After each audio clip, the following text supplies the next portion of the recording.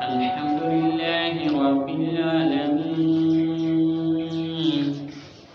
والصلاة والسلام على سيد الأنبياء والمرسلين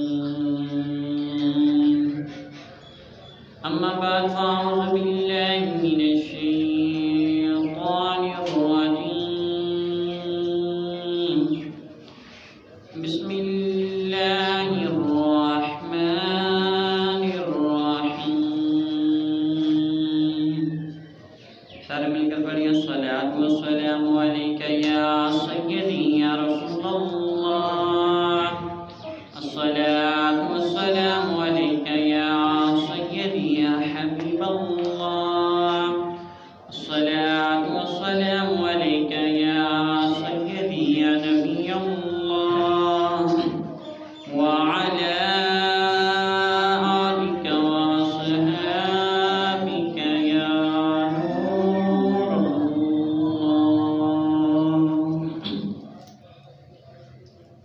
اللہ تعالی کی حمد و ثنا کے بعد درود و سلام حضور صلی اللہ تعالی علیہ وآلہ وسلم کی بارگاہ میں ہدیۃً تحفۃً عقیدۃً نذرانۃً پیش کرنے کے بعد حاضرین کرام السلام علیکم ورحمۃ اللہ وبرکاتہ۔ حضور صلی اللہ تعالی علیہ وآلہ وسلم نے درود پاک پڑھنے کے حوالے سے جمعہ کے دن فرمایا کہ جو میری ذات پر 100 مرتبہ درود پاک پڑھتا ہے کل قیامت کے دن میدان محشر میں اس حال میں آئے گا کہ اللہ تبارک و تعالیٰ اسے ایک نور عطا فرمائے گا، اور وہ نور ایسا ہوگا کہ وہاں موجود سب کو اگر تقسیم کر دیا جائے تو سب کے لیے کافی ہو جائے گا۔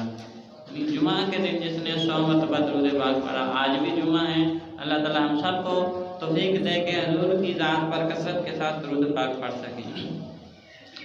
حضرت سیدنا مسلم بن عامر رضی اللہ تعالی عنہ فرماتے ہیں کہ ہمارے گھر کے قریب ایک بزرگ آدمی رہا کرتے تھے، بوڑھا تھا، جسے کورکن کہا کرتے تھے، یعنی ہمارے زبان میں کہیں تو قبر کھودنے والا، یعنی وہ ایک ایسا شخص تھا جو قبر کھودائی کا کام کرتا تھا، ان قبریں مارتا تھا۔ جب کسی کا کوئی عزیز، کسی کا کوئی پیارا فوت ہوتا تو وہ اس سے قبر خرید کر اس میں دفنا دیتا۔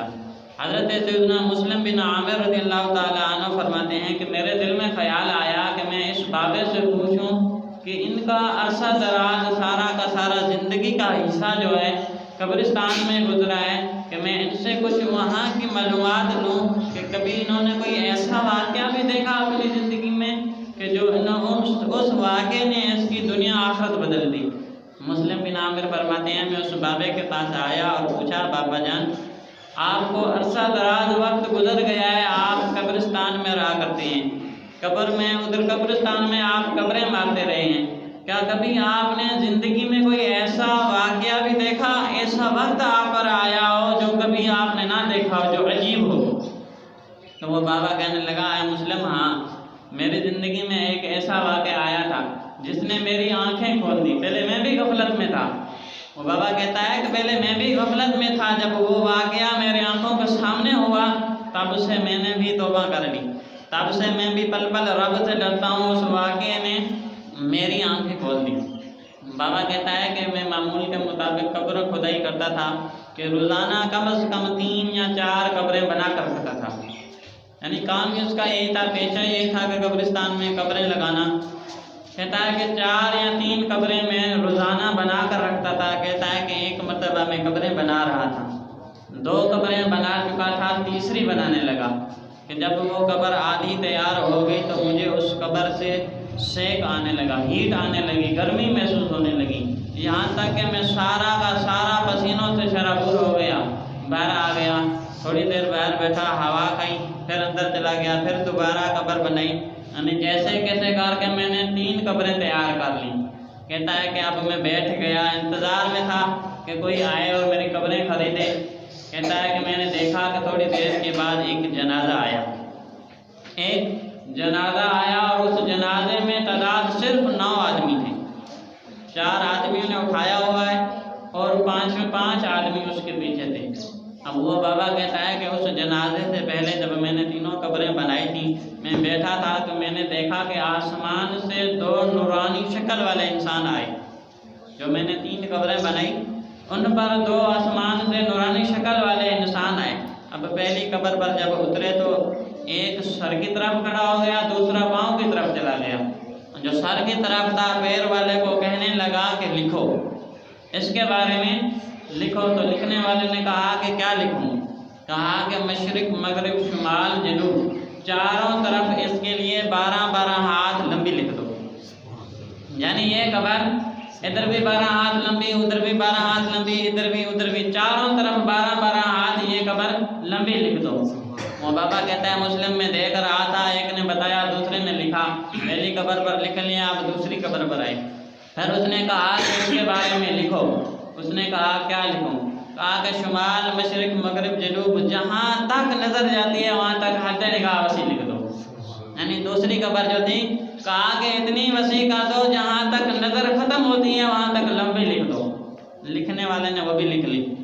फरमाते हैं अब तीसरी कब्र जहाँ से मुझे हीट आ रही थी, सेक आ रहा था, गर्मी की तपश थी, अब उस कब्र पर आया तो लिखने वाले ने कहा लिखो। एक ने कहा लिखो, दूसरे ने कहा क्या लिखूं? तो उसने हाथ उठाया अपना, ऐसे यूं करके हाथ उठाया, कहा कि ये अंगूठा और ये जो शहादत की उंगली है इसके दरमियान में जो फासला है इतना लिखो। ये जो अंगूठा और ये शहादत की उंगली है, फरमाया ये जो फासला है ना इतना इसके लिए लिख दो। बाबा कहता है कि मैंने देखा कि उसने लिख लिया। अल्लाह मुझे दिखा रहा था, वो लिख रहे थे, मैं देख रहा था, अल्लाह मुझे बता रहा था। अब वो दोनों जो थे तीनों कब्रों के हालात लिख कर चले गए। अब मुझे पता चल चुका था कि इन कब्रों के हालात क्या हैं। मैं देख रहा था कि इन पहली 2 कब्रों में कौन से खुश नसीब आते हैं और तीसरी कब्र में कौन सा बदबख्त आता है। कहता है कि जब पहला जनाजा आया तो 9 अफराद थे, सिर्फ 9 अफराद, 4 ने उठाया हुआ है, 5 पीछे आए। जब आए तो कब्र खरीद ली उन्होंने। अब जब दफनाने लगे तो मैंने एक से पूछा ये कौन मर गया है, ये कौन सा आदमी मर गया जिसकी जनाजे की तादाद सिर्फ 9 आदमी है, कोई इतनी तादाद ही नहीं आई। अब वो जो थे कहने लगे कि ये हमारे मोहल्ले का सबसे गरीब आदमी मरा है, हमारे मोहल्ले में सबसे जो गरीब आदमी था ये वही मरा है। और इतना गरीब था कि इसके कफन के पैसे भी हमने इकट्ठे करके लिए हैं, और जो आपको कब्र की मजदूरी दी है वो भी हमने चंदा करके ली हुई है। अब बाबा कहता है कि जब मैंने उससे हालात को पूछा कि ये इसके हालात कैसे थे, यानी इसका रहन सहन, लोगों के साथ रवैया कैसा था, अब वो कहते हैं और तो पता नहीं, ये औकात का गरीब था लेकिन दिल का गरीब नहीं था, ज़ात का गरीब था लेकिन दिल का गरीब नहीं था। उठते बैठते चलते फिरते हर वक्त अल्लाह अल्लाह करता था, जिक्रुल्लाह करता था। इसकी ज़िंदगी सजदों, नमाजों, रोज़ों में गुजरी है। अब बाबा कहता है कि मुस्लिम मैंने जब उस बाबे के बारे में सुना तो वो पैसे उसके वापस कर दिए, यानी जो कब्र की मजदूरी थी उनको लौटा दी। अब वो चले गए। अब जब दूसरी कब्र के इंतज़ार में बैठा था मैंने देखा कि एक और जनाजा आया, उसमें फ़कत वही 4 आदमी थे जिन्होंने उठाया हुआ था, कोई जनाजे की तादाद नहीं थी इतनी, सिर्फ 4 ही आदमी थे जिन्होंने उस जनाजे को उठाया हुआ था। कहता है कि जब इधर आए तो उन्होंने कब्र खरीदी, दूसरी कब्र खरीद ली मुझसे। अब मैंने एक से पूछा ये कौन मर गया है, ऐसा कौन सा आदमी है जिसके जनाजे में कोई आया ही नहीं, सिर्फ 4 आदमी आप आए हो इसे कब्रिस्तान में दफनाने और कोई आया नहीं, ये कौन आदमी है। अब वो कहने लगे कि ये हम भी नहीं जानते कौन है, ये हम भी नहीं जानते कौन है, ये तो मुसाफिर था, रास्ते में मर गया है, ये मुसाफिर था, हम नहीं जानते, इसलिए हम इधर दफनाने के लिए सिर्फ 4 आए हैं, कोई आया नहीं। अब वो बाबा कहता है तुम्हें क्या पता ये कौन है, मैं बताता हूँ ये कौन है, मैं बताता हूँ ये कोई अल्लाह का वली आया है, आशिक़ रसूल आया है, जिसको इतनी कब्र हद निगाह वसी मिल गई है। ये कोई आम नहीं आया, ये कोई अल्लाह का वली आया है, अल्लाह का नेक आदमी आया है कि जिसको कब्र हद निगाह वसी मिल गई है, शुमाल मशरिक जनूब हर तरफ जहाँ तक निगाह जाती है इसको कब्र मिल गई है। कहा कि ये कोई अल्लाह का वली आया है। कहा कि दूसरी कब्र के जो पैसे थे मैंने वो भी उनको लुटा दिए। अब मैं देख रहा था कि तीसरी कब्र कौन खरीदता है, कौन सा जनाजा आता है। शाम होने वाली थी। कहता है कि मैंने देखा कि आज जनाजा एक आया, लेकिन तादाद ये थी कि पीछे लोगों का समंदर था, पूरा कब्रिस्तान भर गया, इतनी तादाद जनाजे में आई। کسی کو کندھا دینے کی جگہ نہیں مل رہی تھی، ایک قدم اٹھاتا تو پھر دوسرا آ جاتا، یعنی پیچھے لوگوں کا سمندر تھا، نہ جانے کتنے لوگ آئے ہوئے تھے اس جنازے کو اٹھا کر۔ جب انہوں نے تیسری قبر مجھ سے خریدی اور دفنانے لگے تو میں نے ایک آدمی کو پکڑا، سائڈ پہ کیا، پوچھا یہ کون آدمی مر گیا ہے کہ جس کی تعداد اتنی ہو گئی ہے، جنازے میں اتنے آئے ہیں پورا قبرستان بھر گیا ہے۔ اب وہ آدمی کہنے لگا کہ یہ ہمارے محلے میں سب سے بڑا جو رئیس آدمی تھا اس کی بیوی کا انتقال ہوا ہے، جو سب سے زیادہ امیر تھا اس کی بیوی کا انتقال ہوا ہے، اس کو دفنانے کے لیے آئے ہیں اور اس جنازے میں ہر ایک شامل ہے، چودھری بھی ہیں، وڈیرے بھی ہیں، ریاست ایم پی سارے کے سارے اس میں شامل ہیں۔ اب میں نے پوچھا کہ یہ بتا کہ اس کا رویہ کیسا تھا، اس کا کردار، زندگی کا ماحول کیسا تھا، اس نے زندگی کیسے گزاری؟ اب وہ بڑے افسوس کے ساتھ کہنے لگا کہ کبھی ہم نے ان کے گھر میں شریعت نہیں دیکھی، ان کے گھر میں ناچ گانے ڈانس وغیرہ دیکھے، کبھی شریعت نہیں دیکھی۔ یہ جب بھی نکلتی تھی باپردہ ہو کر نہیں نکلتی تھی، پردہ اس نے کبھی کیا ہی نہیں، ہر وقت اس کو ہار سنگار کی لگی رہتی تھی، کبھی شریعت کی طرف دیکھا نہیں، نہ ہی اس نے روزے رکھے ہیں، نہ ہی کبھی اس نے نماز پڑھی ہے، نہ جانے کتنے مظلوموں پر اس نے ظلم کیا ہے، نہ جانے کتنوں کا اس نے حق کھایا ہے، نہ جانے کتنے یتیموں کو اس نے مارا ہے، اس کے گھر میں شریعت نہیں تھی۔ تو وہ بابا کہتا ہے کہ یہ بڑی بدبخت عورت ہے، یہ بڑی بدبخت عورت ہے، اور اس کو جنازے میں جب اتنی تعداد ملی لیکن قبر اتنی ملی ہے کہ انگوٹھے سے لے کر جو شہادت کی انگلی تک جو فاصلہ ہے اس کو اتنی قبر ملی ہے، اس کے لیے اتنی قبر نہیں ہے۔ حضور صلی اللہ علیہ وسلم نے فرمایا کہ جو بھی آدمی دفن ہوتا ہے، جس کو دفنایا جاتا ہے، اس کو قبر دباتی ہے، ہر ایک آدمی کو دبائے گی، چاہے نیک ہو، چاہے پرہیزگار ہو، چاہے گناہ گار ہو، لیکن ہر ایک کے دبانے کا انداز الگ ہوگا۔ جب نیک پرہیزگار ولی آئے گا تو اس طرح قبر اس کو دبائے گی جس طرح ماں اپنے بچے کو اٹھاتی ہے، یعنی پیار سے اس کو دبائے گی، اور جب گناہ گار آئے گا تو اس طرح اس کو دبائے گی کہ ادھر کی پسلیاں ادھر ہو جائیں گی، ادھر کی ادھر ہو جائیں گی، یعنی اس کو پیوست کر دے گی، ایک دوسرے میں پیوست ہو جائیں گی۔ انگوٹھے اور شہادت کی انگلی کے درمیان کتنا فاصلہ ہوتا ہے، یعنی اس کو اتنا اکٹھا کر دے گی۔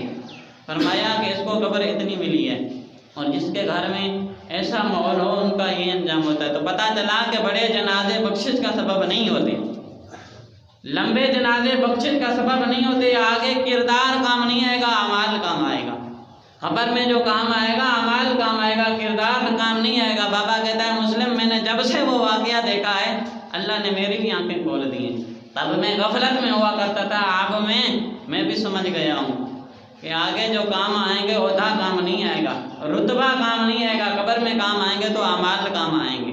حضور نے فرمایا جو بھی قبر میں آتا ہے تو اس سے سوال ہوتے ہیں، من ربک ما دینک ما کنت تقول فی ھذا الرجل، 3 سوال ہوں گے۔ جب آدمی جاتا ہے نا اس سے پہلا سوال ہوتا ہے من ربک، تیرا رب کون ہے؟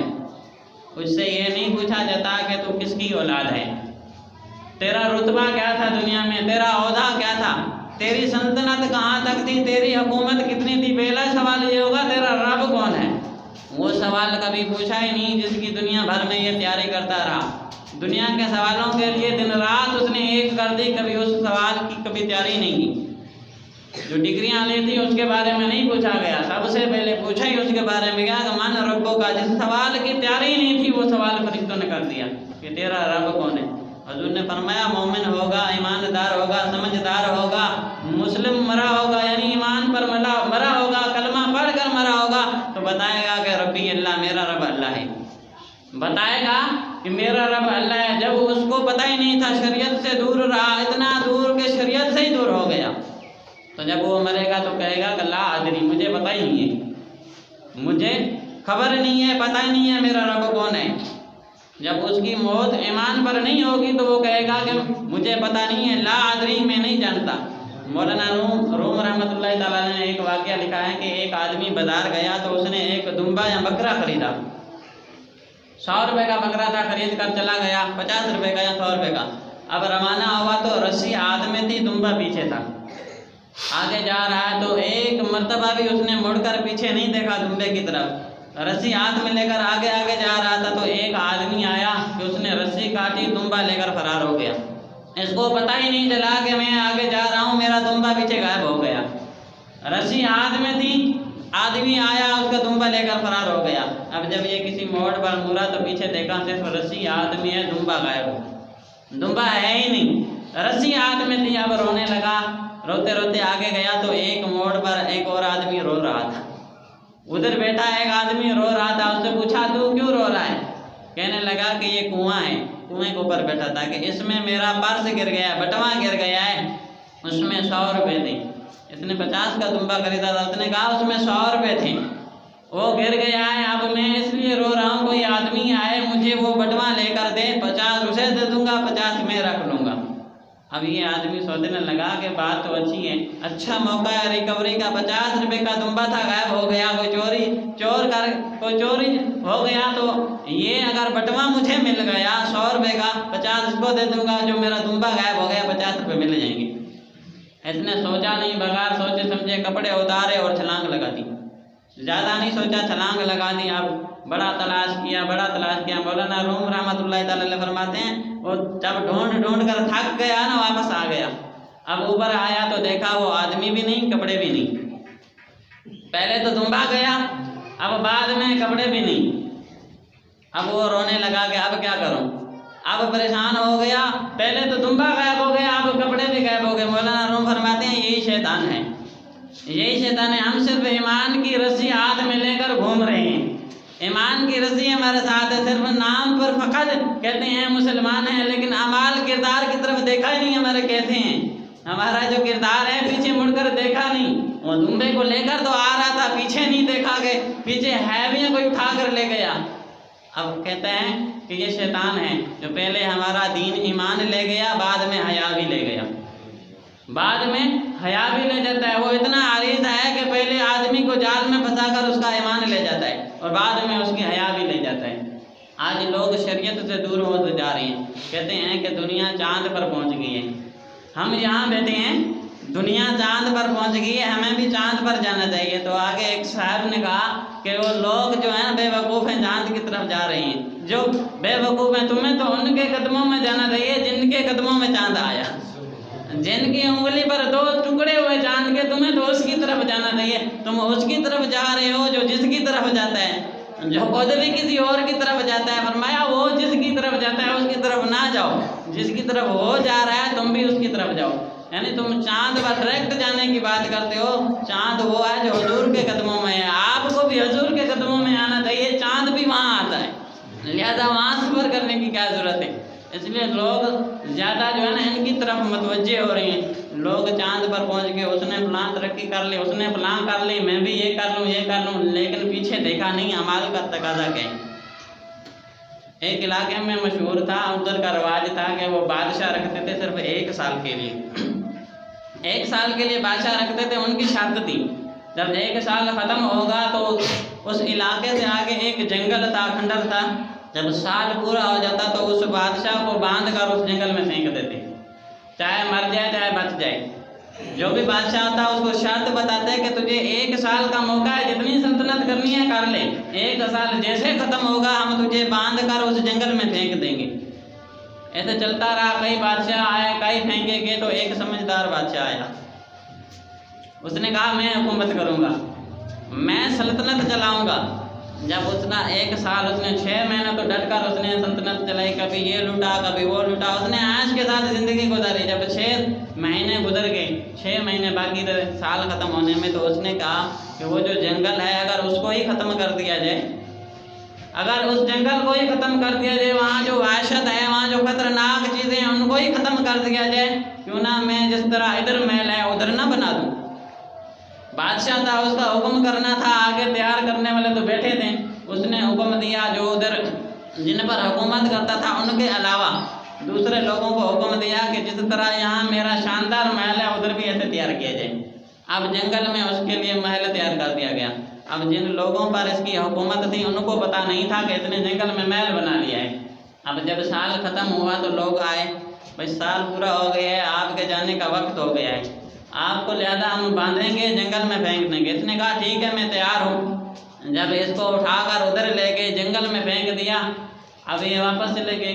ये सोचने लगे कि बादशाह तो मर गया, अब जंगल के दरिंदे जानवर उसको खा जाएंगे। کیونکہ وہ اتنا خطرناک جنگل تھا، ان کو پتہ نہیں تھا کہ بادشاہ نے اس طرح سے زیادہ ادھر شاندار محل بنا دیا ہے۔ بادشاہ تو تیار تھا، کہنے لگا کہ مجھے پھینک دو، ادھر بھیج دو۔ جب بادشاہ کو ادھر بھیج دیا گیا، اس نے ادھر بھی عیش کے ساتھ زندگی گزاری، اس جنگل میں بھی عیش کے ساتھ زندگی گزاری۔ اب سمجھدار لوگوں نے کہا کہ وہ جو جنگل تھا نا وہی قبر ہے، وہ جو کھنڈر تھا وہی قبر ہے، اور جو 1 سال کی اس کی حکمرانی تھی یہ ہماری زندگی کی حکمرانی ہے۔ ہم دنیا میں آئے ہیں، یہ ہماری بادشاہی ہے، ایک دن مر جائیں گے، اس بادشاہ کی طرح ہمیں بھی قبر میں پھینک دیا جائے گا، ہمیں بھی قبر میں باندھ کر پھینکا جائے گا، اور ادھر جو کام آئیں گے ہمارے اعمال کام آئیں گے اور ہمارا کردار کام آئے گا۔ اس بادشاہ نے ادھر اپنے اعمال سے محل بنا لیا، ادھر بھی عیش کے ساتھ زندگی گزاری، ادھر بھی عیش کے ساتھ، کیوں نہ ہم وہ زندگی گزاریں، ادھر بھی عیش کے ساتھ اور قبر میں بھی عیش کے ساتھ۔ یعنی وہی جنگل بادشاہ کے لیے جنگل تھا، ہمارے لیے قبر ہے۔ تو زیادہ ہو سکے تو فکر آخرت کی طرف متوجہ ہوں۔ یہ اعمال جو ہیں یہ کام آئیں گے، نیک اعمال کام آئیں گے۔ یہ کاروبار، یہ دنیا، یہ ہمیشہ چلتی رہی، ختم نہیں ہوتے۔ آدمی کے کاروبار ختم نہیں ہوتا، کام کبھی نہیں رکتا۔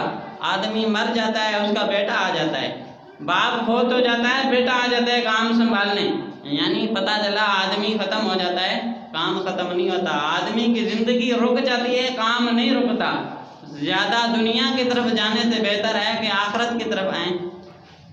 کسی سمجھدار نے سمجھایا کہ سورج اور آپ کا عکس یہ دنیا اور آخرت ہے، دنیا اور آخرت اور دین ہے۔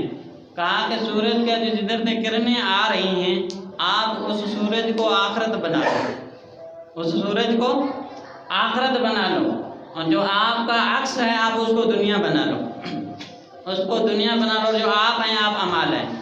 کہا کہ اگر آپ عکس کی طرف دوڑو گے نا، جو آپ کی پرچھائی ہوگی اس کی طرف دوڑو گے، دنیا کی طرف دوڑو گے، وہ جو آپ کا دین تھا، آخرت کی سورج تھی، وہ پیچھے رہ جائے گا، آپ کے ہاتھ میں آپ کا عکس نہیں آئے گا، آپ کی پرچھائی آگے بھاگتی رہے گی۔ یعنی دنیا کی طرف جتنا بھاگو گے وہ آگے جائے گی۔ فرمایا تم رخ ہی چینج کر لو، اپنے آپ کو بدل لو، اپنا رخ سورج کی طرف کر لو، آخرت کی طرف آؤ۔ وہ جو دنیا آپ کو بھگا رہی تھی آپ کے پیچھے بھاگتی آئے گی، آپ سورج کی طرف دوڑیں گے، آپ کا سایہ آپ کے پیچھے آئے گا۔ فرمایا تم آخرت کی طرف آؤ، وہ جو دنیا ہے وہ آپ کے پیچھے آئے گی۔ تم دنیا کی طرف جاؤ گے، آپ کی آخرت پیچھے رہ جائے گی، دنیا آگے جائے گی، اور آپ بیچ میں ہی کھڑے رہیں گے۔ یعنی ادھر بھی برباد، ادھر بھی ناکام، ادھر بھی ناکام۔ تو زیادہ بہتر ہے کہ اپنا رخ ہی آخرت کی طرف کر لیں اور دنیا آپ کے پیچھے آئے۔ بہرحال وقت ختم ہو گیا، باتیں زیادہ ہیں۔ اللہ عز و جل کی بارگاہ میں دعا ہے کہ جو کچھ پڑھا ہو سنا اس پر عمل کرنے کی توفیق عطا فرمائے۔ ہمیں بھی مرنے سے پہلے قبر و آخرت کی تیاری کرنے کی توفیق عطا فرمائے، نیک اعمال کرنے کی توفیق عطا فرمائے۔ بیان میں جو غلطیاں ہوئی اپنے فضل و کرم سے معاف فرمائے۔ وما علینا الا البلاغ المبین۔